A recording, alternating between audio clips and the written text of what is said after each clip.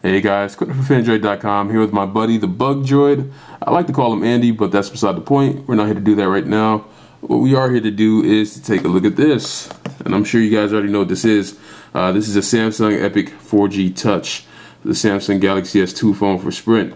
AT&T and T-Mobile also have their versions coming out soon, but they have not yet announced availability. Sprint is coming out, September 16th for $199.99 on a 2-year contract. Nothing inside the box but the manuals, the USB cable, and the wall plug right now because I already took the phone out. So we're just going to set that aside and get right to the phone itself. So you can see the Samsung logo up top. You can see that this screen is just massive. This is a 4.5-inch display. This is not like the international versions, which have a 4.3-inch. And this one also still only has WVGA resolution. So a few people are going to be mad about that. You can't necessarily fit more on the screen with that, but everything else will be bigger on the screen. So. But the Super AMOLED Plus display just makes me totally forget about it. It's not like you can see the pixels very easily. It's very, very bright and vivid, and the contrast is very, very, very deep. So that's an excellent display anyway. Inside we have a 1.2 gigahertz Exynos dual-core processor from Samsung, 1 gig of RAM, 16 gigs of internal storage. Some of that is taken up by the OS, and space is left aside for you to install apps. We also have an 1800 milliamp hour battery inside. We have a front-facing 2 megapixel camera with the light and proximity sensors to the right of that, and you can also see the speaker grill. If I can get this thing into focus, right there. Up top you have your 3.5 millimeter headphone jack and the slot for taking the battery door off. On the bottom you can see the bottom of the display, you can see the set of 4 capacitive buttons for home, menu, back, and search. And then on the bottom of the device you can see the micro USB port, which is also an MHL enabled port. So this doubles as an HDMI port. You can get an MHL adapter to go with that and to output video to your TV. And there's the microphone hole. On the left side of the device we have the volume rocker up and down and nothing else. I'm sorry, this is the left side. And on the right side we only have the power button. On the back you can see that 8 megapixel HD video camera.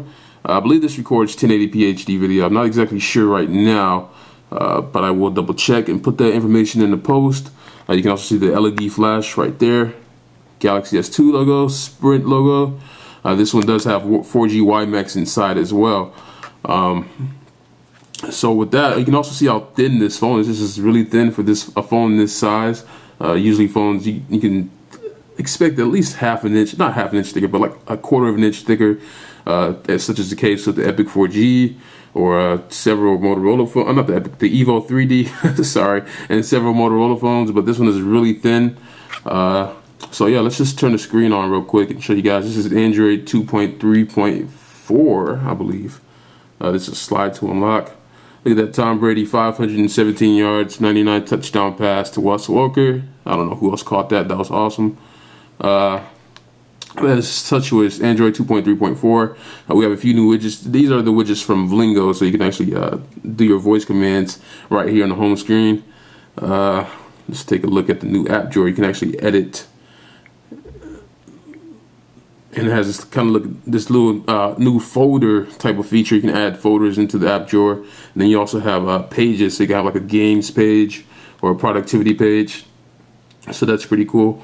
Samsung's also added some cool like motion sensor features. So say I wanted to switch an icon from one home screen to the next, I can hold it and just tilt the phone to where I want it to go. And that is just awesome in my opinion. Very smooth. You can see it's just flipping through the screens without any jittering or stuttering or anything like that, even with all the widgets and apps on there.